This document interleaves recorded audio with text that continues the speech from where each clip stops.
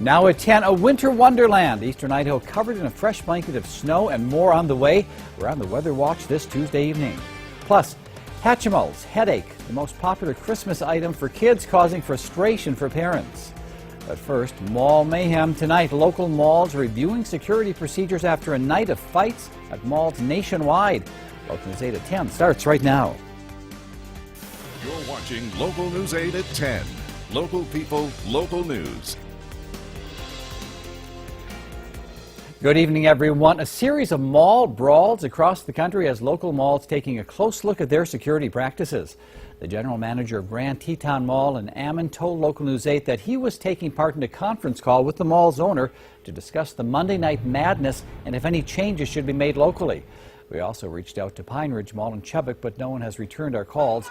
Though we are learning social media may have played a role in the fights at the malls across the country Monday. Jean Caceres has these new developments. At shopping malls around the country, day after Christmas, crowds trying to find the best bargains of the year turned shopping adventures into a mass exodus, fearing the worst. About 3 ladies came running in our direction and screaming. The incidents all occurring within hours of each other. The facts seem to play out in the same way at every mall.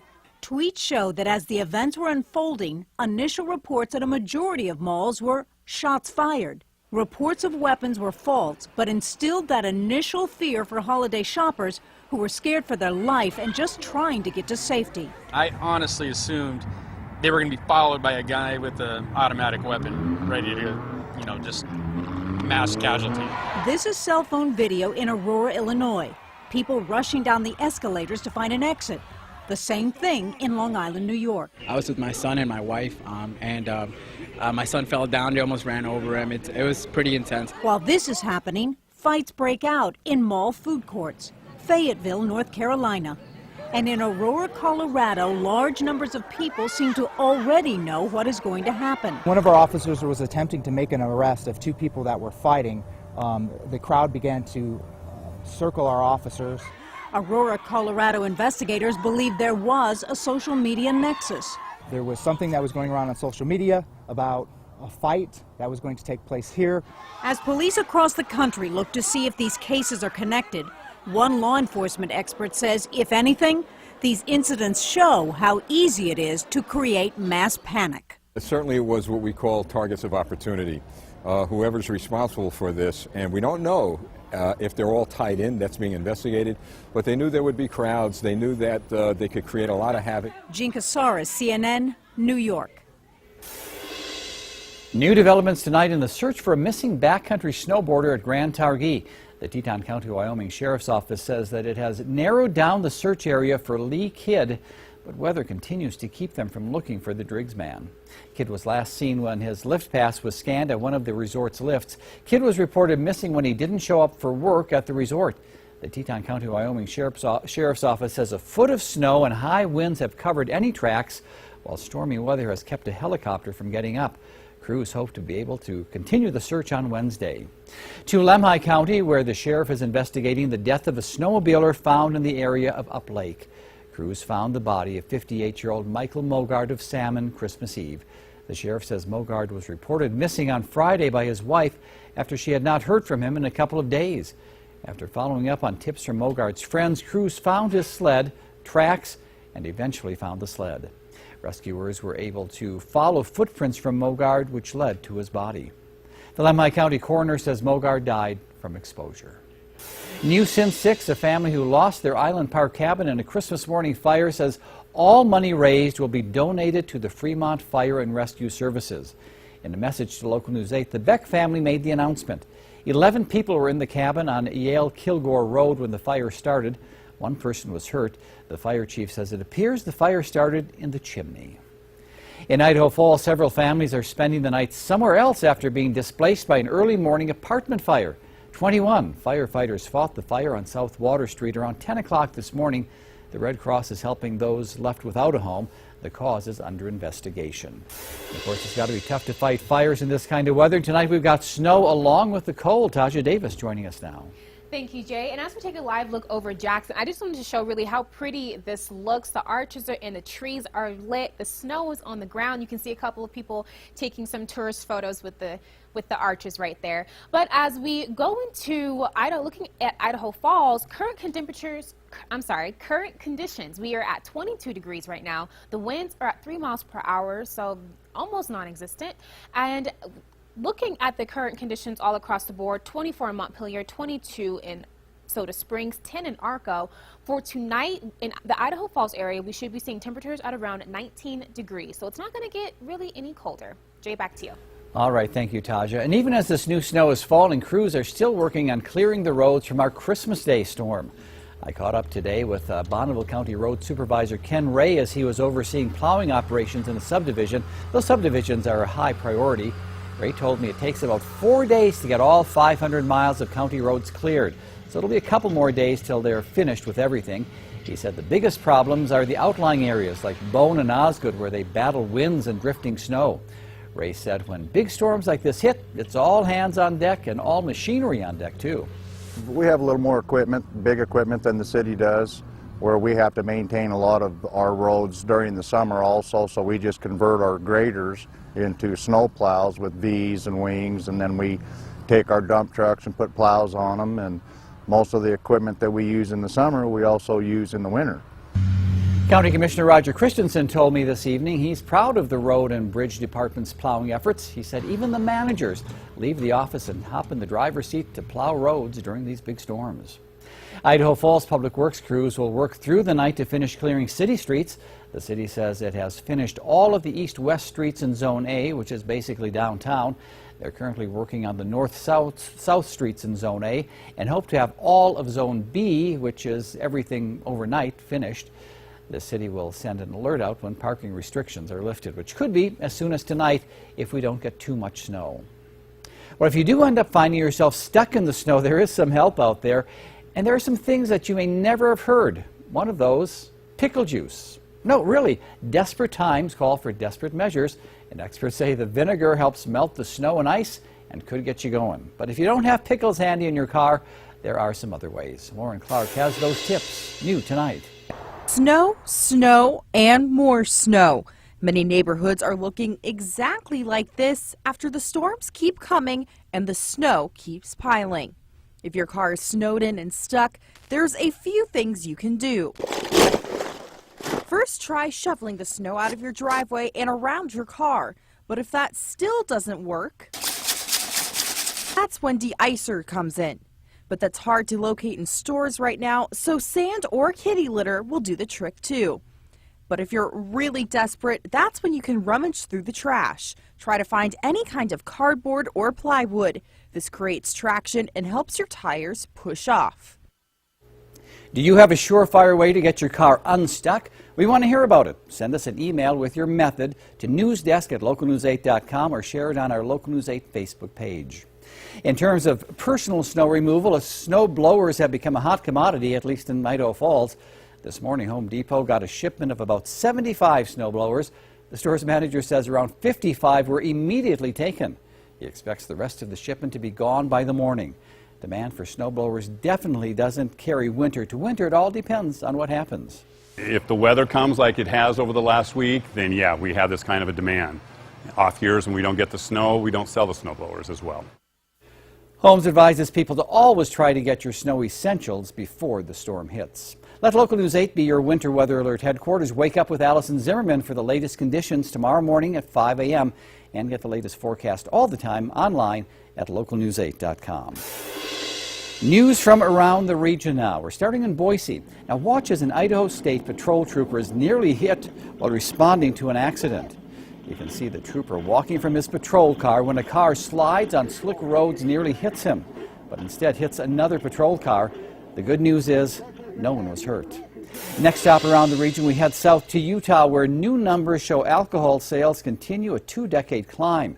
The state reports a record sales of nearly $406 million. That is nearly 8% higher than last year. Utah has seen the fastest growing rate of alcohol sales of any state in the nation. Final stop around the region is in Wyoming. That is where Natrona County Republicans will hold interviews Saturday to replace Representative Representative Kendall Croker of Evansville. Croker announced that he was resigning last week because of business issues. He had served in the legislature for 6 years and was re-elected in November. To the Trump transition now. Tonight, it is President-elect Donald Trump versus President Obama. The two leaders promised a smooth transition of power, but now Trump is firing off on Twitter after the president said he could have beaten him on election night. ABC's Kenneth Moten has the details from Washington, new at 10. The president versus the president in waiting. Very good man. Thank you, very good man. Who could have beaten whom if the president could have run for a third term? In a podcast, President Obama told his former White House advisor, David Axelrod, he's confident in his vision. I think I could have mobilized a majority of the American people to rally behind it. Donald Trump fired back on Twitter. President Obama said he thinks he would have won against me. He should say that, but I say no way. Later adding, the world was gloomy before I won. There was no hope. My guess is we are looking ahead to what's going to happen on January 21st. I think Barack Obama is going to be very assertive and very aggressive in taking on Donald Trump.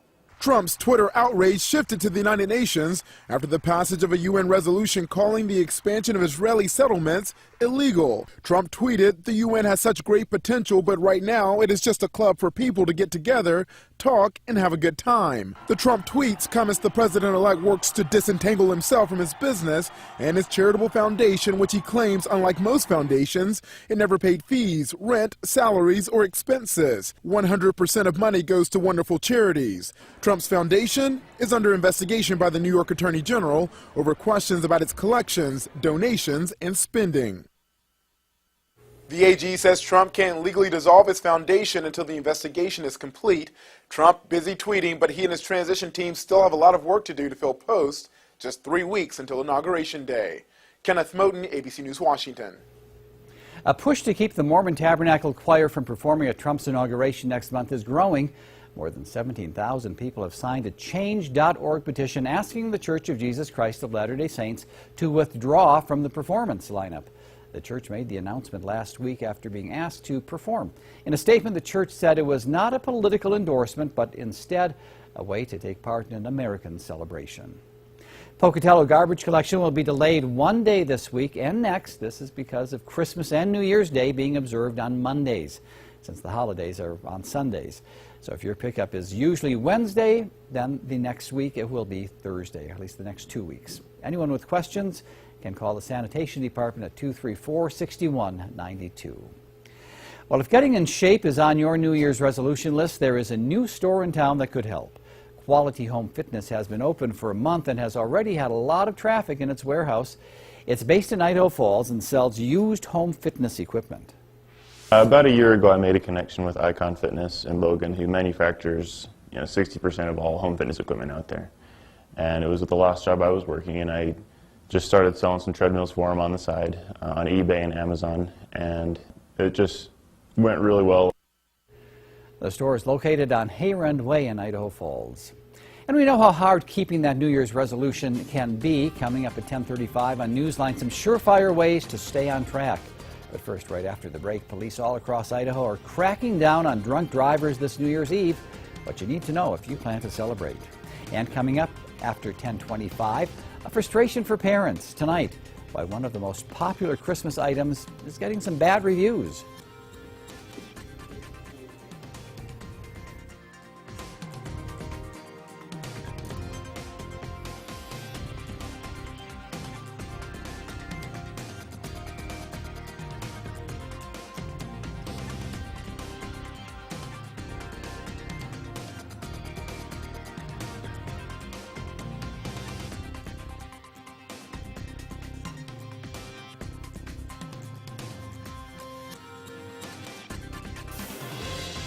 Carol Honus, Jay Hildebrand, First Alert Chief Meteorologist Michael Coates, and Jeff Landers with Sports Live.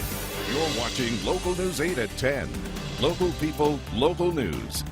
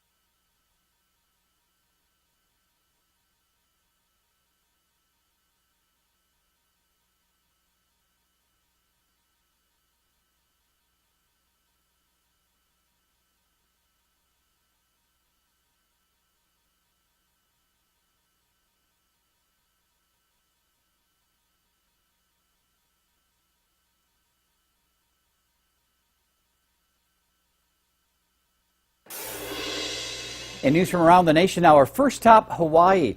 75 years after the day that will live in infamy, Japanese Prime Minister honored those who died in the attack on Pearl Harbor. The visit by both leaders honors the 75th anniversary of the surprise Japanese attack that killed more than 2,000 people and launched the United States into World War II.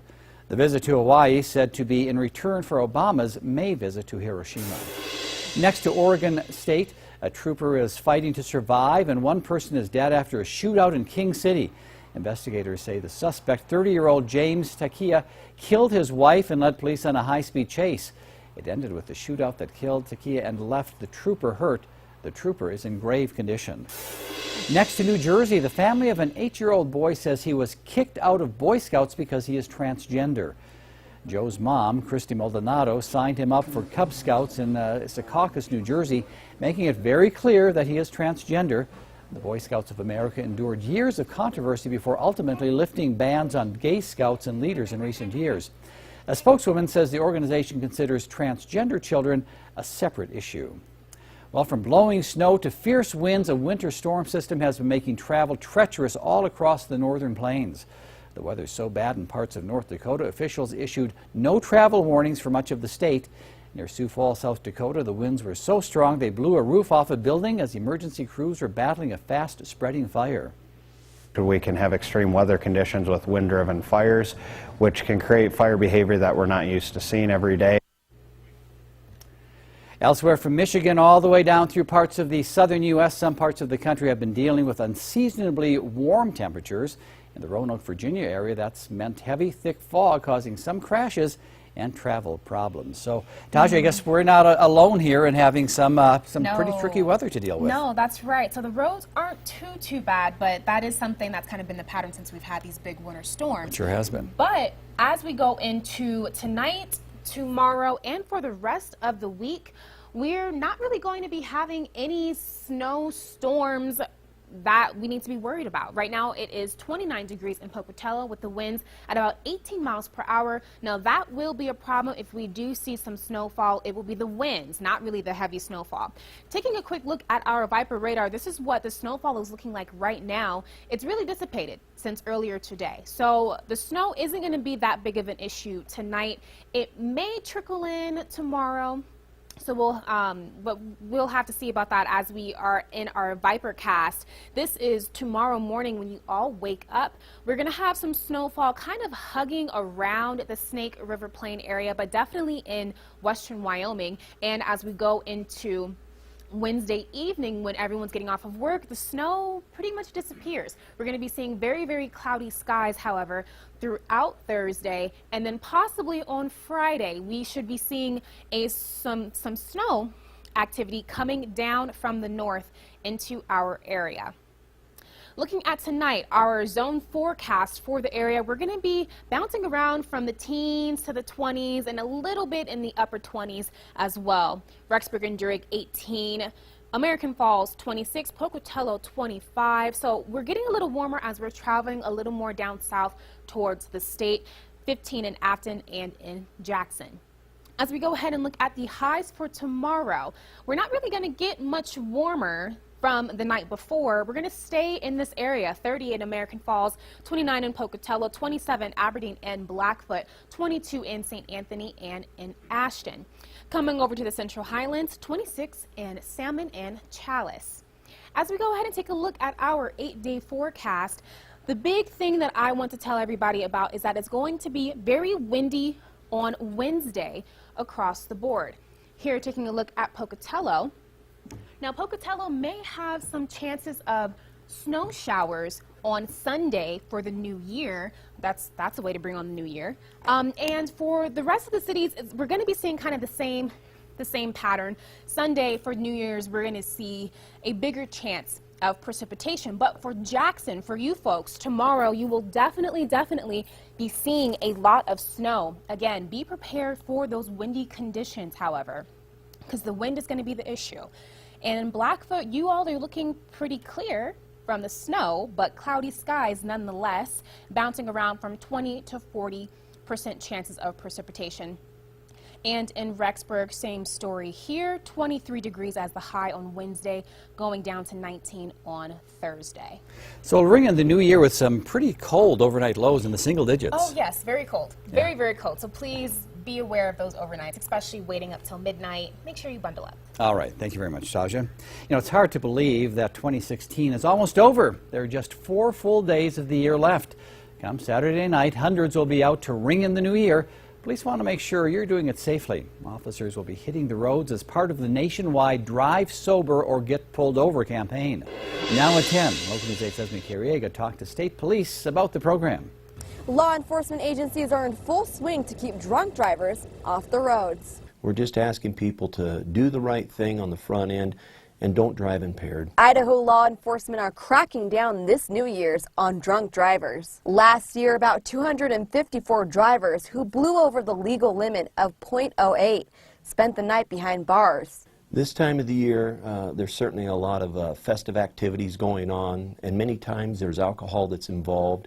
And so we know that that's going to be prevalent out here on the roadways. Lieutenant Whittick says people should have a good time, but to stay safe. And enjoy the festive holidays, but let's be wise about it, and let's do the right thing and not drive drunk. The last thing Whittick wants to do is... We don't have to clean them up and make death notifications on the back end. He also wants to remind people about the dangers of buzzed driving. If you've had too much to drink to drive, then call somebody to give you a ride. Remember, buzz driving is drunk driving. Instead of getting behind the wheel, a simple call can make a difference. A number of services out here, including taxis, tow companies.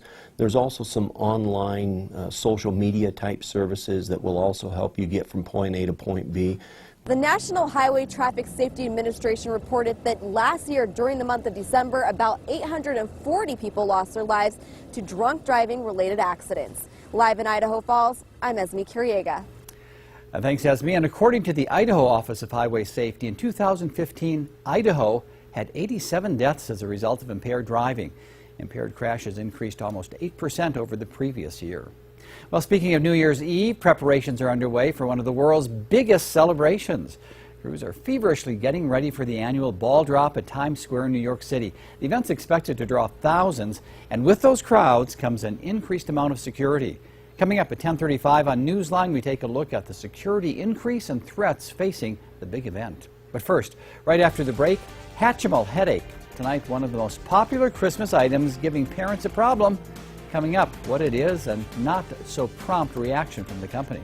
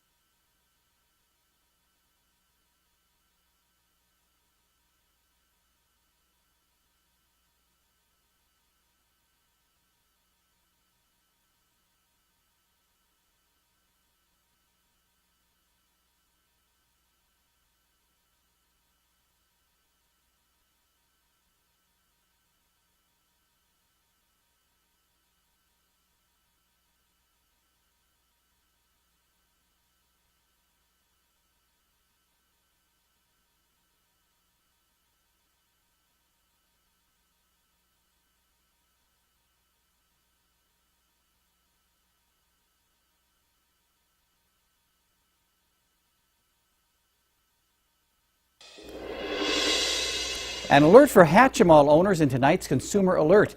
The hot Christmas list item is not all it's cracked up to be. On social media, many parents of children say the toy will not hatch. The company who made the toy, Spin Master, says the toy is supposed to hatch when knocked, tapped, or rubbed for 30 minutes. Spin Master has not responded to those complaints. Now, if you're one of the millions of people who lost their luggage traveling through Denver International Airport for the holidays, there is some good news. Frontier and United Airlines have set aside hundreds of pieces of luggage that got backlogged during the craziness of last weekend's travel rush. Anyone who has lost luggage and has been to the airport several times to try to find it can attest to that. Many bags were full of Christmas deliveries. The bags will be held until they are all picked up. If you are someone missing your luggage, you can call the airline to see if your luggage is there. Next on Sportsline, Jeff Landers takes a look back on a few of our athletes of the week during the year 2016. That's after the break. Local people, local news. You're watching Local News 8 at 10.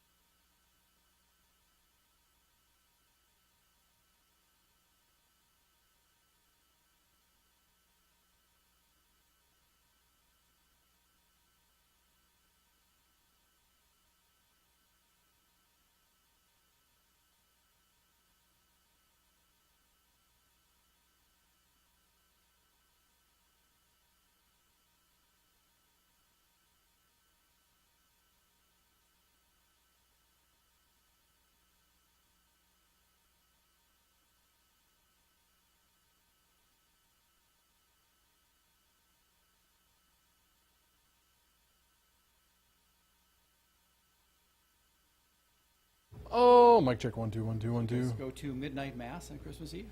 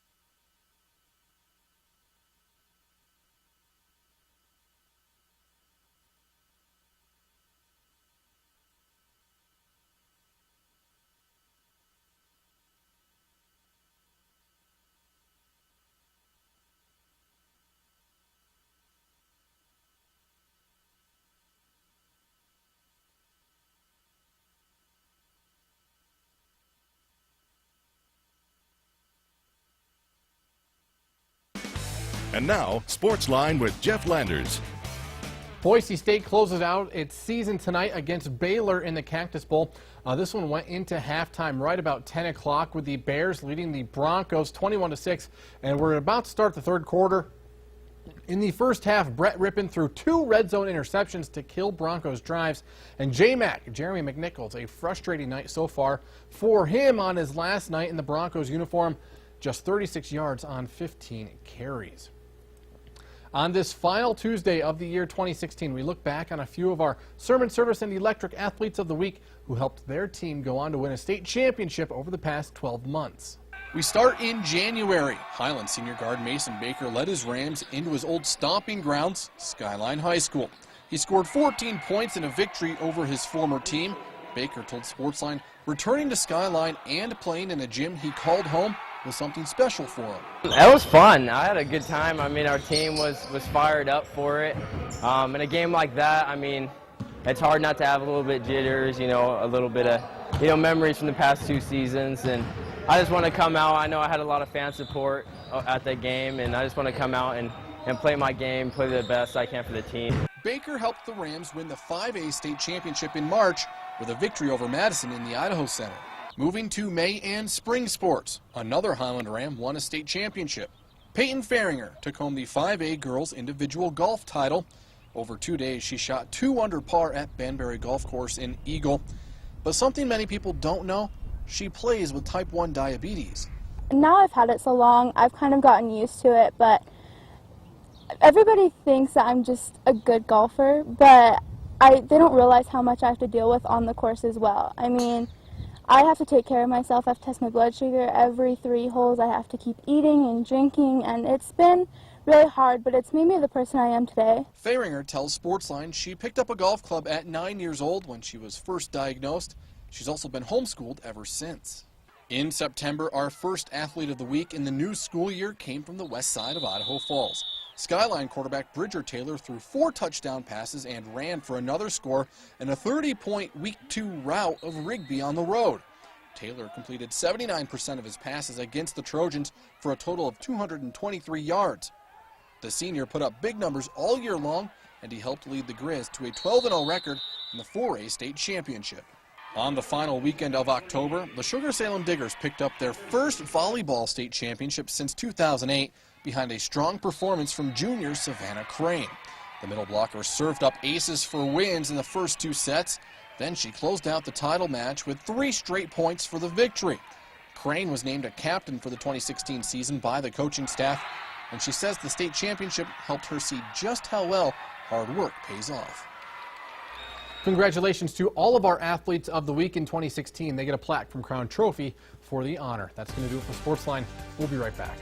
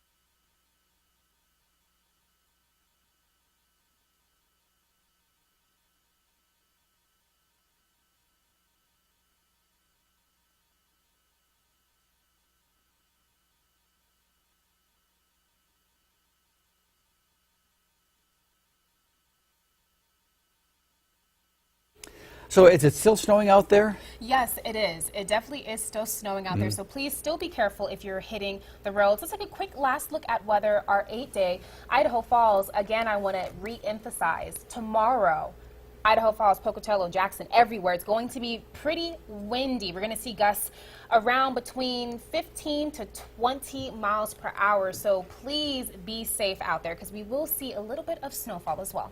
All right, thanks, Taja. That's it for this newscast. Newsline starts right now.